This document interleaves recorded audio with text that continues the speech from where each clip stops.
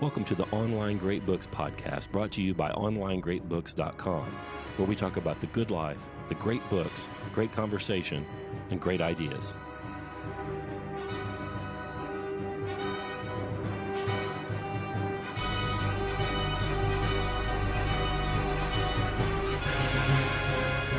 I am Scott Hambrick on the show with Karl Schudt again, as I hope we always are. I never want you to go away, Karl.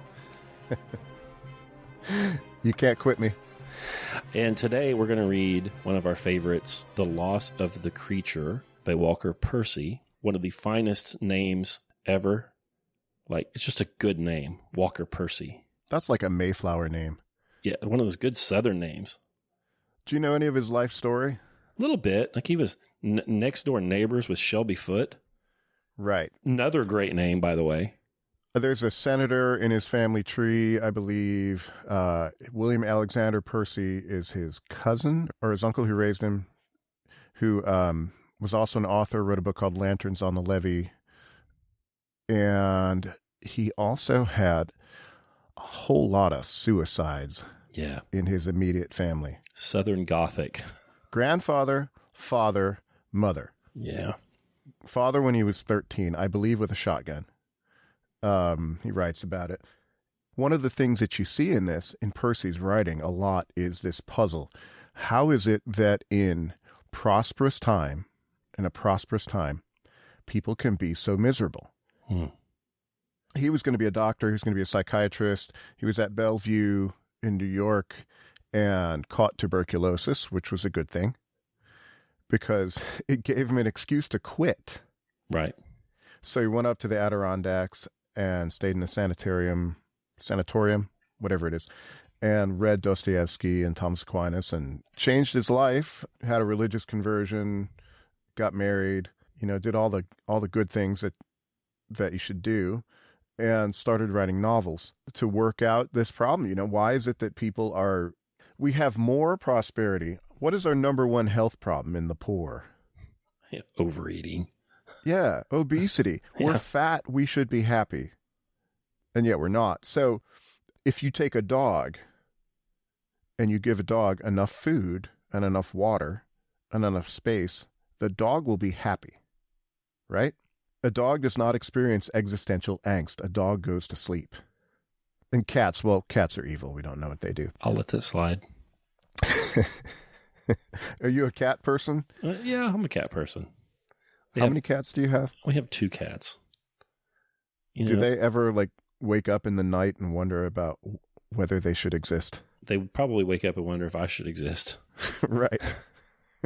Right. Well, the answer is no, but they're not going to kill you today. They're going to wait. It's like the Dread Pirate Roberts from Princess Bride. I'll probably kill you tomorrow. So where do you find the problem? And it might have to do with this very strange thing that we do, which is humans talk. Humans think. We have meaning. And so a lot of it's about this. And so anyway, we're doing this essay, Loss of the Creature. I want to talk about TB. Tuberculosis? Yeah. My mother's dad died of tuberculosis when she was I think she was 13. It would have been 12 or 13 years old, probably 1958, 59, something like that. They couldn't do anything about that stuff, really. So he was in a sanatorium, I guess they call it, right? In southeastern Oklahoma, and just terrible stuff. Mm-hmm. Like you were talking about earlier, like you didn't want to read Angela's Ashes because you don't want to read about all the suffering of the poor Irish people, and tuberculosis weighs on me like that some. Like I never knew the guy, but it's just the mention of it is just horrible to me. There's a Jimmy Rogers song, TB Blues. He died. Jimmy Rogers, a country singer from the late 20s, early 30s, and he died of tuberculosis. He wrote a song about it, TB Blues. Just heartbreaking. And then there's a Van Morrison song, TB Sheets, where he goes and visits, I think, an old girlfriend, and she's in a sanatorium, and stuff wrecks me, man. Well, I'm sorry that... And Percy's got it.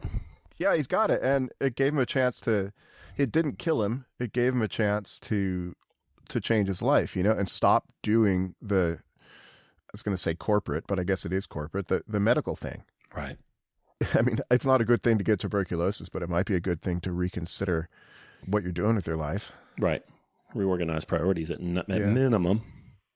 Yeah, I got to see him in person. So I love this essay, Loss of the Creature, and we're going to get to it. But I got to see him in person, and this was 1989. I had no idea who he was. It was in college, at a college I was attending, and he got an award and gave a speech. And who's Walker Percy? I had no idea who it was. I was bored out of my mind. I was playing in the band. But then, like 4 years later, I'm introduced to him when I was living in 3 years later. I was living in Columbus, and a guy handed me one of his novels, and I read it and gobbled up everything else I could that he's written. And I went to North Carolina and went to the archives and pulled out the speech so that I could read what he wrote that I should have listened to when I was there. And right. It's a nice speech. I can send it to you. But the whole thing about getting meaning out of now despair is not too strong of a word, but the despair of the modern world, he's got this one thing. It's like, is this it? Listening to Cronkite and the grass growing, Jesus Christ, that's him writing. And is that it? Is that the sum total of why we exist and are prosperous, to sit there and, that's a problem. So in spite of him having those struggles, he's not a nihilist, nihilist. Karl says he's not. Right. Laws of the Creature, wrote this essay in 1954. I've looked and looked, and I don't know where it was originally published. John Pasquarella could tell us, but I looked and wasn't able to find it. But he wrote this little beautiful 13-page essay called The Loss of the Creature in 1954 by Walker Percy. You want to give the beats? You want me to give the beats? Well, it starts with a visit to the Grand Canyon. Yeah, it just sums it up. Couldn't be better. Yeah, I was rereading it today, and I confess I did exactly the same thing. So you have to picture this guy goes to visit the Grand Canyon, and what's the reaction? The theory is only the first person to discover it ever actually got to see it. Yeah, I think that's where we start. He talks about Garcia Lopez de Cardenas discovered the Grand Canyon. And the Grand Canyon's not a mountain. It's a hole. Mm-hmm. And so you can stumble upon the thing. Pikes Peak, they could see it on the horizon for probably a day before he actually got to the darn thing. Right. But the Grand Canyon's not like that. So the guy stumbles on it, and he has no idea that he's going to see it. And he emerges from the brush, the mesquite, and he sees this thing just laid out before him. And he has this completely authentic, untainted experience of the Grand Canyon. Yeah. Have you ever been to it? I haven't. I wonder if you'll be able to do it right. That's one of the reasons I haven't gone, Carl. Because you don't want to do it like everyone else. Yep. Yeah, so I went, we drove, this is with my current wife, my only wife. But we weren't married yet. We were married. Yeah, this is after we were married. And so we were living in Arizona for 6 months, and we drove north from Phoenix, and you go into the highlands of Arizona, and there might actually be snow on the ground, and I think it was cold. Because you're up, it's the high plains of you're up, you're more than a mile up, and it's cold. And then you see this thing, and my reaction was, I'm sorry, Walker Percy. My reaction was, wow, this looks exactly like the postcard. Right. So rather than me saying, whatever reaction I was going to have to it, my reaction was filtered through how it's been presented in coffee table books and in postcards and come see the Grand Canyon, billboards, things like that. And so I did exactly what he complains about here. I did not do what Garcia Lopez de Cardenas did. I viewed it prepackaged. I went to the lodge. I went to the observation post. We made it halfway down. We were going to go down, but, Melissa's knee was hurting, so we went back up. This is before she trained. Right. It's before I trained, seriously. And it's a long way down. It's a mile down.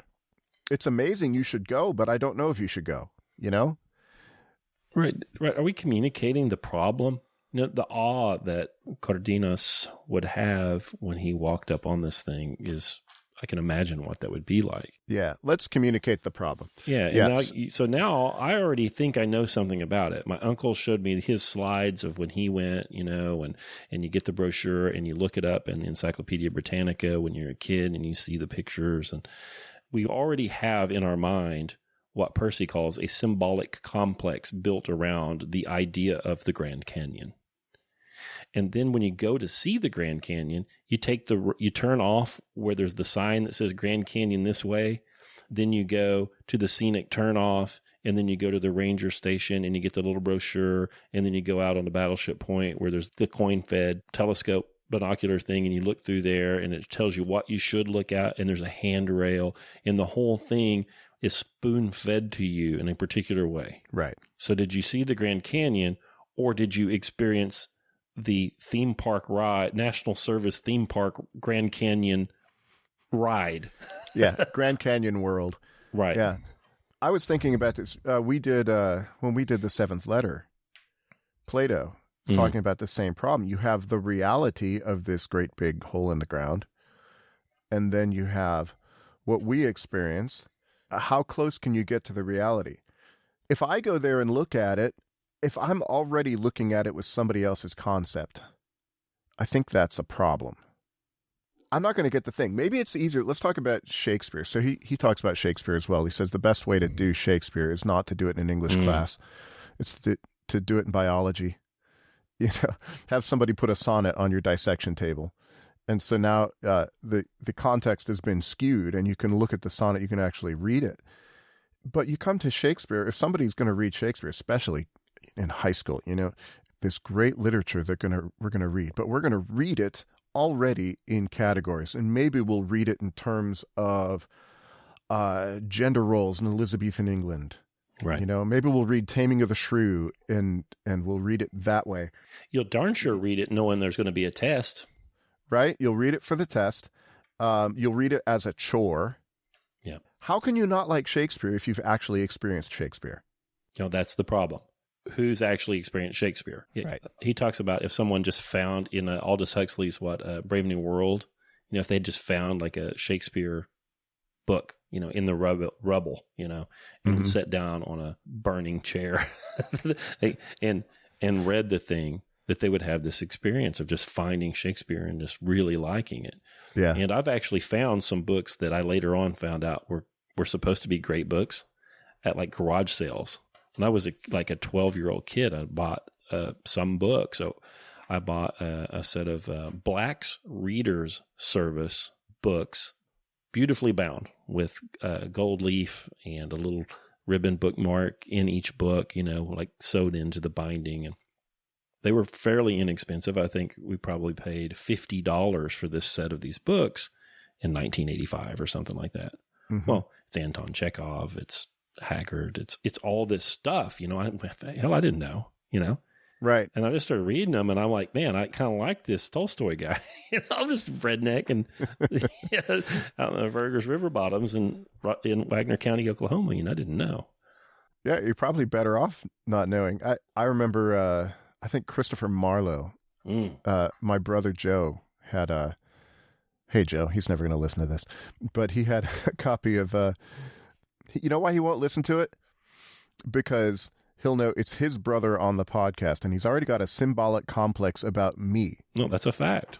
And I'm his goofy younger brother, and so I say, hey, I'm on a podcast. He's already going to be turned off on it. But he was taking an English class, AP English, and he had his books in the car. We were on a trip to Florida.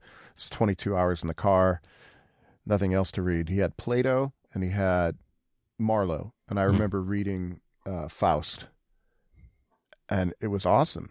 This is a lot of fun. This is good stuff. In school is like, it's designed to make you hate it. It's designed to package it for you. I think so. Did it succeed, Scott? Yeah, I think so.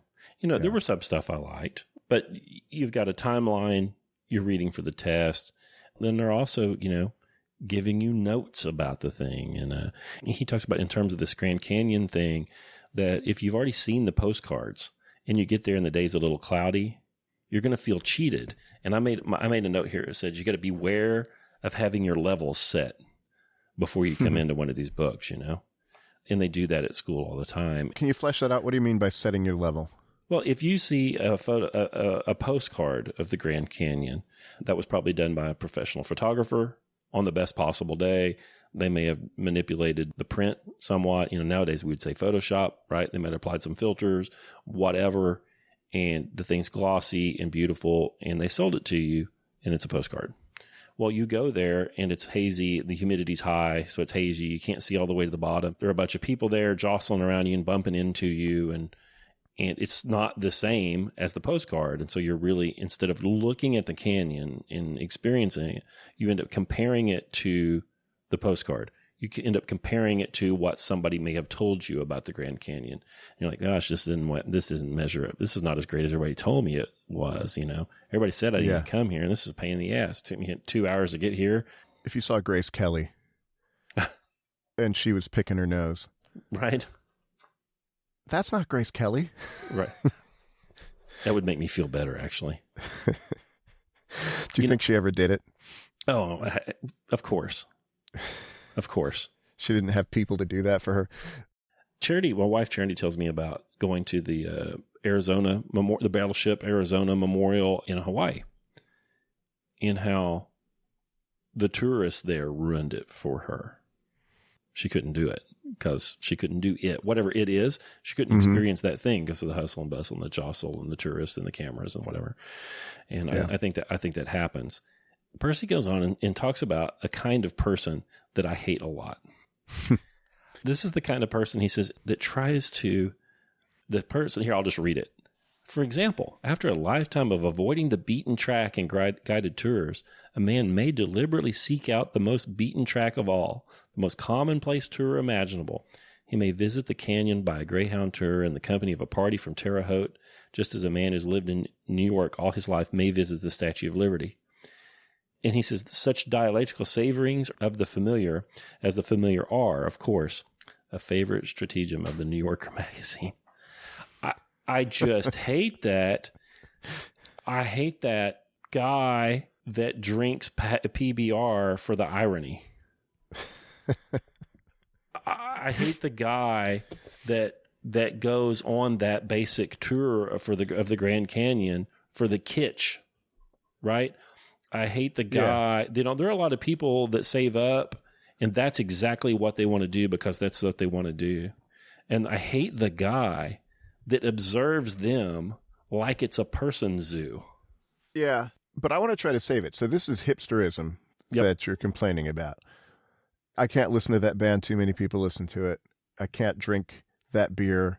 It's too good. But there's something that Percy can help you understand this. Things have a symbolic complex which makes it impossible to enjoy. Sure. Right? Can you enjoy the Beatles? Never have been able to. Well, all right, in theory, if there was something good about the Beatles. I've heard it's possible. Okay, so I know they got a movie coming out where the whole world has forgotten the Beatles existed. Sounds awesome. And except the one guy remembers, and he starts playing the songs. I haven't seen the movie. I just saw the trailer. So you have to imagine, there you are on a desert island. You've been marooned you don't know anything about anything. But you've got a record player. Maybe it's one of the ones you wind up. And then Sergeant Pepper washes up on the shore. Maybe you could enjoy it then, instead of having them be the supposedly greatest rock band ever. Right. That you have to like. I had that experience once. When I was a kid, I found 2 cassette tapes in the parking lot of a grocery store, just laying on the ground.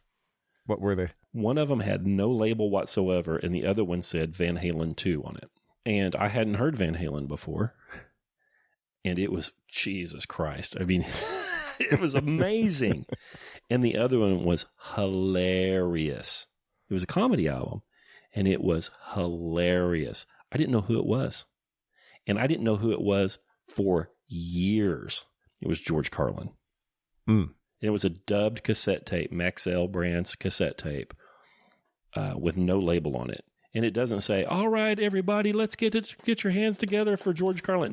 I didn't know who it was. No, it was just a super smart, funny guy. Right. And the first time you listened to it, you didn't know this guy was supposed to be funny. No. You didn't know that he was George Carlin is somebody everybody should I don't know.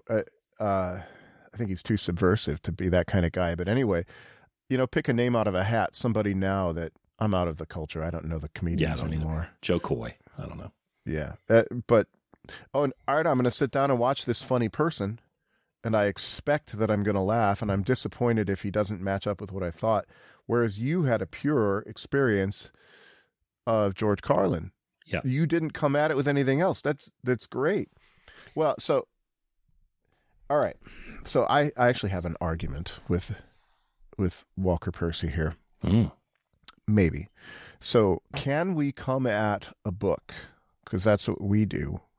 At Online Great Books, it's in the name. We do books. Can you come at a book? Let's replace the Grand Canyon, like we just did, with Shakespeare. Can you come at it without the symbolic complex? Scott and I had a conversation with a gentleman who was claiming that, you couldn't do this, that you had to... You can't read these things without reading Foucault. You can't read these things without reading modern stuff and knowing how to read them. And then again, how do you get back to it? You're not in Elizabethan England. Everybody's heard of Shakespeare. There is a symbolic complex around it. How do you get past that? And people have used these books forever. I mean, Verdi wrote operas about it. How do you get back to the thing itself?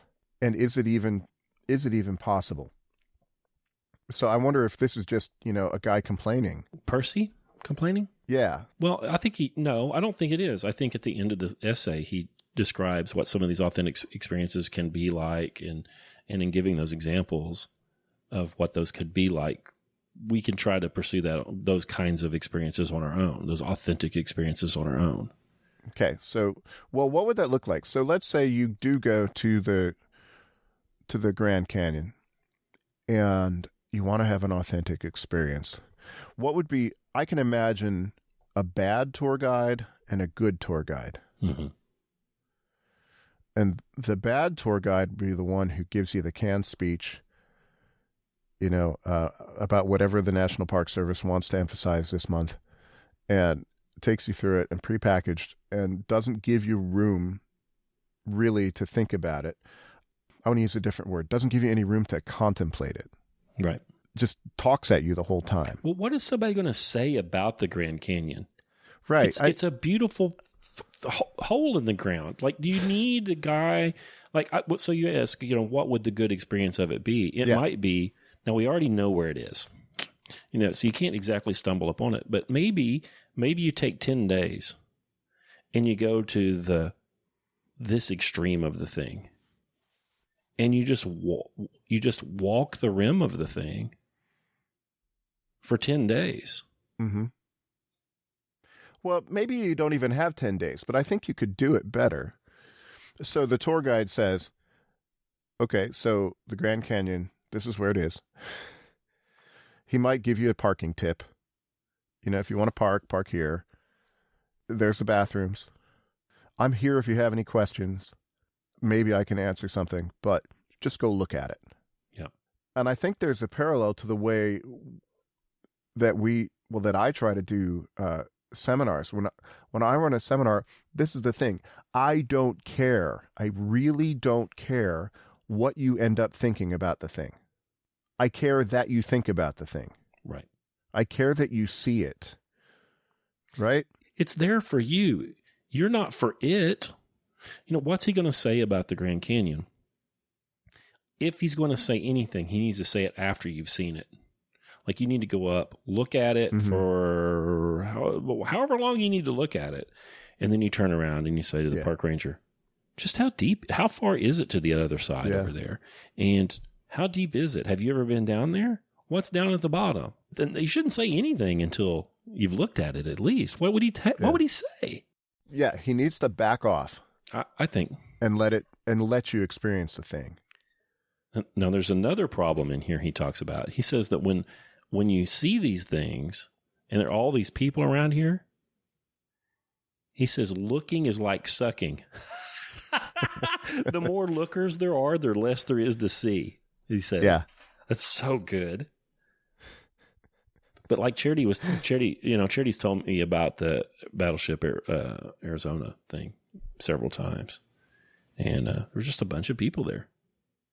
And our friend Nikki Sims and Pete Trupos went to Omaha Beach last week. And I just texted back and forth with them a little bit about it. And Nikki's like, there are people out there swimming. Just freaked her out. And I was like, well, swimming's got to go on, and she's like, yeah, thank God. And maybe that is part of the experience of now seeing Omaha Beach, is that the war's over. The obstacles are gone. The mines are gone. The machine gun nests are quiet, and people can swim now. Maybe that is part of it. Well, that's the way it is, right? That's the way she experienced it. That's Omaha Beach. Yeah. Not the way it is in the book. Right. He has this line, the person who visits the Grand Canyon, instead of looking at it, he photographs it. Yeah. And I know you go to concerts, and I've been to a few, and you go to the concert, and so I got to see Lake Street Dive. I've heard of them. I'm sorry that your concert got washed out. And there's Rachel Price on the stage, and I confess I don't know the names of anybody else except McDuck, the trumpet player. Yeah. Bridget, the bass player. Oh, yeah, that's Bridget. Yeah. I don't know the drummer's name. Mike. I can't remember his last name. You know them all. You know them all. And there were people there taking video on their phone and looking at the concert through the video on their phone. Mm-hmm. Here's this marvelously talented band just for you. This whole experience is out there just for you, and you can't experience it. You have to experience it a step back. Or maybe you need to experience it in order to fit on Instagram. They're collecting the experience, maybe. You're consuming as a product. I don't know, like Doritos or something. Rather than, I like the word contemplation. You go and you're near something beautiful and you just hang out with it. You don't have a purpose. It's the opposite of purpose. It's what leisure is for, I would say. We're going to go, you have the experience because the experience is good. Not because you get to brag about it, not because it adds to your income or anything, just because it's good, right? That's the best way to experience this stuff. That's the height of it. Experiencing it for use, I'm going to go look at the Grand Canyon so that I have a good story to tell. Right. That's no good. Go because it's the Grand Canyon. He talks about a dialectic takes place between the thing and the observer. I like that. The dialectic of sightseeing. Mm-hmm. And he says it can't be taken into account by planners, for the object of the dialectic is nothing other than the subversion of the efforts of the planners. Yeah. And he says that dialectic is not known to objective theorists, psychologists, and the like. It's quite well known, though, in the fantasy consciousness of popular arts. So I was thinking, I have that marked as well, the subversion of the efforts of the planners. So there are people that have a way that they want you to experience stuff. Yep. And I think you ought to be working to smash those efforts, to break through them. I always think about Plato, there you are in the cave. There's people behind you presenting images. There's a way they want you to view the world. This is part of it. And the Grand Canyon's one example he does. Shakespeare sonnets is another example. The dogfish. The dogfish. Ethnography. This tribe is a particular example of this sort of thing. Yeah. So he tells a story about a couple that decide that they want to do a car trip in Mexico, and they go and see all the sites that you're supposed to see. Maybe they go to Chichen Itza, and I don't know. And at some point they get lost, like really lost. For a couple of hours, they're in trouble, and they drive into this little village, and terrible road, maybe super remote, and they're in there having some weird corn god rain dance thing. Nobody speaks any English, and they hang out there a little bit, and they're like, "Oh God, this is it. This is authentic. These are authentic Mexican folkways. There's nothing kitschy about this. This is not a tourist trap. This is it." And they hang out for a couple of days, and they just can't believe it. But and then they go back, and they got a friend though. They got a friend who studies these things. And they're like, man, I just wish Karl could be here. I wonder what Karl would think of this. Yeah, well, if hypothetical Karl is any good at this, he'll just shut his mouth. Right. But they want their experience validated. Did we experience this in the right way? That really struck me. So why is it that people want to surrender? Percy calls it an eager surrender. Why do we want to surrender our experiences to the way other people want us to experience it? World event happens, you flip on your favorite news network to know what you're supposed to think about it. Right. See, he talks about sovereignty. When you ask for certification of the experience, you surrender your sovereignty, he says. Right. So you are Lord of creation. You are a knower. You're a sovereign individual. You can have an experience of the sonnet. You don't need to read what academics with PhDs say about it. In fact, if you do that, you probably won't experience it. You'll experience it in the wrong way. That's what the hipsters are trying to do. They're trying to experience something. Right. They're just being annoying about it, I guess. They're carrying typewriters around. Yeah. I picked up my mom's typewriter, my grandmother's typewriter, brought it home. It's beautiful. I think Sarah might use it. Maybe she could actually write on an ancient bit of technology that doesn't work very well. Pencils are pretty good. Yeah. He says these people, they see this tribe, these local peoples having their little festival, whatever it is, and they're like, we found it. Like, this is authentic, rural Mexican folkway. We found it. Mm-hmm. And as soon as they get back to town, to home, they have to talk to their friend, this ethnologist. They're like, you've got to come see it with us. You just won't believe this. You've got to come. And when they come back with their friend, they just keep looking at him and say, didn't we tell you? This is it, isn't it? You see it? This is it. Mm-hmm. Did we tell you? We told you. And he says, what has taken place then is a radical loss of sovereignty over that which is as much theirs as it is the ethnologist. Who gives a shit what that guy thinks? I don't understand. Right. If you start thinking of what's authentic, I think you're already screwed. Who cares if it's authentic? It's an experience. It's your life. You can enjoy it, Yes. You don't have to have the right kind. Well, so I was thinking about this again, and I'm picking fights with Walker Percy because it's a good thing to do, to pick a fight. And I'm wondering, well, wait a minute. I run seminars. Yep. What am I doing? Am I giving people my experience of the thing, or am I helping them? And I thought about this. So let's imagine somebody buys Elijah Craig's small batch. I've got an empty bottle. But so somebody takes some Elijah Craig and opens it up and opens up a Coca-Cola full sugar and then mixes them together and puts ice in it. Scott's making faces right now. And drinks it. And this is how this person drinks Elijah Craig. Barrel proof, small batch. Is there something wrong with that? Is that not an authentic experience of bourbon? Has he screwed up? Should we help this poor man?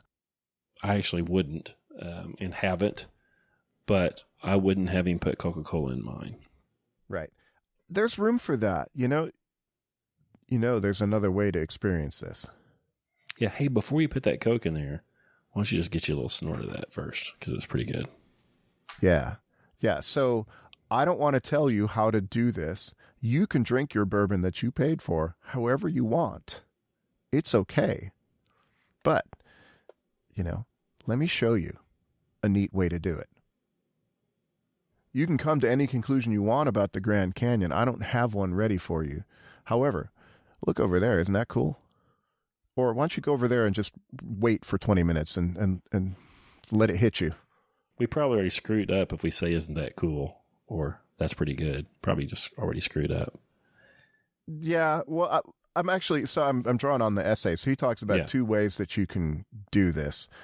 2 ways that you can have an authentic experience, even maybe in school. And the first one is like dislocation, to see something in a weird way when you get lost and you find the place. The other one is to have a good teacher. But there's a particular kind of teacher, the one that is humble towards the thing that he's teaching. Okay, so if you have somebody that, this is what Shakespeare means, or this is what Socrates means, I've got this all worked out, I've mastered it, I think this is unlikely to be a good experience for you. You know, you're just going to come out of that with whatever the professor thought. But if somebody says, hey, this is really, I think you can say it's neat. Otherwise, you wouldn't present it. You know, this is Elijah Craig. This is good stuff. It couldn't be wrong for you to say, I sure do like this. Yeah, maybe you'll like it too. Yeah. And then invite them. And maybe you point out some things that are reasons why you like it. You ever drink Lagavulin 16? 16? I don't know. I had some at your house. Yeah, you've had that. It's super stinky scotch. It's really peaty. And people, when they drink that, they don't like it. But I have found that if somebody wants to try it, and I tell them, when you drink this, think seawater. They go, And then they want a little bit more. Yeah. Did I overlay a symbolic complex on the Lagavulin? Well, you know, there's no way to get rid of all symbolic complexes, right? Unless you become the first man on earth or the first woman, but even then, probably not. So, well, I want to read the bit that he talks about this. So this is the second way that you can do it. The first way is to get lost on a desert island and have Sergeant Pepper wash up on the shore. Secondly, by apprenticeship to a great man. One day, a great biologist walks into the laboratory. He stops in front of our student's desk. He leans over, picks up the dogfish, and, ignoring instruments and procedure, probes with a broken fingernail into the little carcass. Now, here's a curious business, he says, ignoring also the proper jargon of the specialty. Look at how this little duck traverses its direction and drops into the pelvis, and goes on. You know, the genuine teacher is humble before the thing. Isn't this neat? Look at this little bit here. In other words, he's contemplating the glory of the thing, of the reality, but he's not saying to you, this is a specimen. You know, it's not abstracted. It's, in other words, look at this neat thing I've placed in front of you. Yeah. I like that. I think that's what I try to do. It's to be a keen observer and share a delight in the thing. Right. And maybe ask questions, and, well, of course, ask questions, but there's a quote towards the end. I had to look up a word. Maieutic. The highest role of the educator is the maieutic role of Socrates. What does maieutic mean, Scott? I forget. Having the quality of a midwife. The maieutic role of Socrates to help the student come to himself, not as a consumer of experience, but as a sovereign individual. So I don't want to tell you how to experience this thing, but maybe you ought to experience it. You know, it's really good, but you have to look, and I'm going to get out of the way and let you look at it a little bit. I remember my youngest boy, if he's done this a few times, you know, we'll go see something. Maybe we'll go to a museum. We haven't taken him to the Grand Canyon yet. I'll send him some postcards first and a map. And he'll do whatever he wants. He's 8. He'll do whatever he wants to do. And I'll ask everybody on the way home, maybe you go to the museum. What was your favorite part? Oh, I liked the steam engine. That was really neat. I liked the Lego display. And my little boy might say something like, I really liked the gravel in the parking lot. Yeah. That was what fascinated him, you know? We've got all these things that we're supposed to look at, and he doesn't care about that. He's looking at what's neat. Right. And he's close to the ground. There's cool rocks in the gravel. So he might have had a more, there's that word again, a more authentic experience of the museum than I did. Well, it's interesting. His experience probably met his needs to a large degree. But maybe this is where the good expert teacher is they're like, hey, John, you're looking at the ground here where the gravel is. Now, it's, it's got a lot of quartz in it, and I saw a fossil in the gravel, but hey, listen, let's get our gaze up because here's this other thing. Mm-hmm. Maybe that's appropriate to do. Yeah. But not to say, you stupid, Right. You're not looking at the right stuff. We've got a syllabus to follow, and you're not following the plan. Conform, that bugs me. That's telling people how they ought to experience something. It makes me angry. I don't know if you can hear it. Yeah. I want you to experience it. I don't have a way that I want you to experience it. Yeah, I think he describes several different accidental ways to experience things. That's just my favorite. We talked about just finding Shakespeare and reading it, or just finding George Carlin. He talks about a girl in the book, or in The Heart is the Lonely Hunter, where a girl hides in the bushes to hear Beethoven being played in this house. Yeah. He says perhaps she was the lucky one. Think of all the unhappy souls inside who see the record on the record player and they worry about the scratches and worry about whether they're getting it. But she's just out there eavesdropping in an azalea bush. It's pretty good. Yeah, what would it take to get Beethoven? To get it? To obtain mastery? I don't want to master it. I want to... Okay, so the Romantic era of music, these pieces that get played on the boring station that nobody listens to... You can donate your car and help keep that station going, though. I could. I listen to it all the time, but I know not too many people listen because they're always asking for money. And if you could experience how good this music was, you'd never want to listen to anything else, or at least you wouldn't have time to listen to the bad stuff. Right. But this was such passionate music that there would be riots at the premieres of things. Stravinsky, I wrote a little thing on this. Stravinsky's Rite of Spring, there was a riot at the premiere. Can you imagine caring enough about classical music to start punching people? Sounds Wouldn't awesome. That be great? Yeah.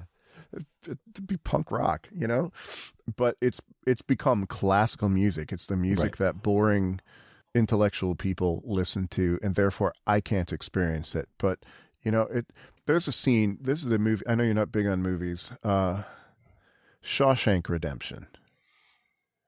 There's a scene in there where they're all out working in the yard, and, they're stuck in prison. And then all of a sudden, I forget exactly how it happens, but somebody puts Mozart on the PA. And this little bit from one of the operas, I can't remember which one. It's in the movie, so it's not real, but you could imagine it being real. That would be the way to experience Mozart. That would be a way. There you are, stuck in jail for the rest of your life, sweating in the hot sun, and there's this angelic beauty coming through. Rather than, finding it on the shelf in your school library of classical music. Mm-hmm. Yeah, he talks about being like deathly ill and waking up and your hands right in front of your face. Like, have you ever taken a nap on the couch and you wake up and you're like, what is this? You're like, oh, it's my foot. You get confused about where everything is. You're like, oh, yeah. Like those surprising moments. So yeah, I think that if we can somehow put ourselves in the bushes where Beethoven might be played, or maybe not go to prison, but put ourselves in positions where we can encounter some of these things, that's the best thing we can do. Yeah, I actually think this is part of the reason there's so many end of the world books and movies. People know that they're not quite getting it, but if you wake up and the whole world's turned into zombies, I didn't watch much of that show, but there's a zombie show where the guy, he's in, it was too dark for me, but the beginning's cool. And he's in the hospital and he's unconscious, and he wakes up and everything's zombies. And he doesn't know what's happened. Yep. I bet you the world looked pretty interesting to him, right? I bet he could read Shakespeare. Right. He's got the shotgun in one hand and he's blowing away a zombie, and then he's sitting down to get to the end of the sonnet in his other. I hate that shit, by the way. What, zombie movies? Yeah. That's not how people act. They build a fort and then they found Boonesboro, and they plant crops, and they rebuild. You know, that's what they do. Yeah. They don't reel and run on their heels and react for all their days. You know, I don't like what it says about people. So that's why you should only watch like the first 10 minutes of these movies. Right. Right. And then you could stop. Except Night of the Living Dead. I think that was a good one. Percy says, if you're going to recover this thing from this educational complex or this symbolic complex, he says a student may simply be strong enough, brave enough, clever enough to take the dogfish and the sonnet by storm and to wrest control of it from the educators in the educational package. Yeah. And, we get these pictures from people that work with us at Online Great Books where they're like sitting on a pipe in the oil field reading this stuff, or it's on the dash of their truck or whatever. And that's what they've done. And that's amazing. I was thinking of that too. I bet you the person that is saying, I'm not sure I'm going to get all this reading done, and he's reading on the subway or at his construction job, or the mom's reading in between all 6 of her homeschool kids, and she's trying to get another few lines of Plato in. I bet you they're reading it better. Yeah. I know they're reading it better. I talk to them a couple times a week, and I know they're reading it better. I think this essay is fantastic. He's had a big role in my life and the way I think about things. I'm reading all this stuff. I was listening to some of it in the car, and I'm thinking, wow, I'd forgot. It's been 20 years since I read through it all. A lot of Karl, a lot of me is Walker Percy. And I think I need to read it again and reclaim me. But a lot of the ways I think about things is him. One last little image that he talks about in here is, I thought was wonderful. And I think this is what a lot of people in the complex worry about. He says the tourist who carves his initials in a public place, which is theoretically his in the first place, has good reasons for doing so, reasons which the exhibitor and the planner know nothing about. He does so because in his role of consumer of an experience, a recreational experience, to satisfy a recreational need, he knows that he's disinherited. He's deprived of his title over being. He knows very well that he is in a very special sort of zone in which his only rights are the rights of a consumer. And he moves like a ghost through the schoolroom, city streets, trains, parks, movies. He carves his initials as a last desperate measure to escape his ghostly role of consumer. He's saying, I'm not a ghost after all. I'm a sovereign person. Right. Yep. Percy writes beautifully. Percy is one of the very few humans that have been out there, and never knew him, but I miss him. Yeah, me too. But I need to return. Yeah, read these books again. Here I get weepy. Percy lived on the same street as Shelby Foote. Milton agrees. We miss Walker. When they were kids, Shelby Foote wrote Love in a Dry Season, and most famously wrote the giant Civil War narrative history, and was the guy with the Van Dyke and the great accent in Ken Burns' Civil War. And and they were lifelong friends, and there are some videos of them together. You can find them on YouTube, but just those guys talking on some interview shows. And there's some interviews of Shelby Foote talking about Percy and talking about being at his bedside when he died. And those guys are a big deal. They knew how to live, and they knew how to be good to each other. Yep. And to the rest of us too. And they're both gone now, and it's not good. Yeah. I saw one thing, I think it was on C-SPAN, where they were interviewing Shelby Foote, and they asked him about Walker Percy. It had been a while since Percy died. He died in 1990, maybe a year after I saw him, and didn't know who he was. And the interviewer, Foote had just said how much he missed Percy and how much it hurt. And the interviewer said, well, do you think with the passage of time that this pain will ever go away? And Shelby Foote just looked at her and glared, icy glare, and said, no, I don't want the hurt to go away because I miss him. Yep. He was my friend. Yep, those gentlemen knew how to live and do things. And Percy writes about it in Loss of the Creature. Percy was dying, and he contacted Foote, and he went to his bedside, to suffer through the whole thing with him, unmediated. Yeah. And just great guys. That's The Loss of the Creature. It's short. It's 13 pages. You should read it. It's all over the internet. You can find it in PDFs everywhere you go. That has been a big influence on me, too. I came upon it much later than you did. Our friend John Pasquarella said, man, you guys need to read this. It has great bearing on the things that we do here at Online Great Books. And he is right. And we now use this. This is one of the readings that we use in our little boot camp thing that we use to train our new seminar hosts, or at least to audition them, because it's he writes so beautifully about these problems without beating you over the head. We've beaten our listeners over the head with these problems more than he does in the essay.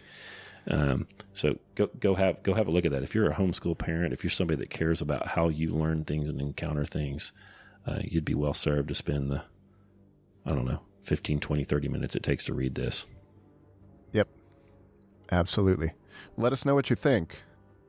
Yeah. Can they let us know what they think? Of course. Yeah, you can email podcast@onlinegreatbooks.com and let us know if there's something you think we ought to read and talk about on here. If you have any questions about Percy, or if you want to argue about Percy, that'd be a good place to do it. Also, please go to iTunes and give us some reviews. We need that. And pass this show on. We're trying to grow this baby show. The best way for us to do that is for you, if you like it, to give it to someone that you like. Maybe you tell one of your buddies to go read Walker Percy's Loss of the Creature, and you guys go read it, hash it out, and then, but only after you've read it, have your friend listen to this show too.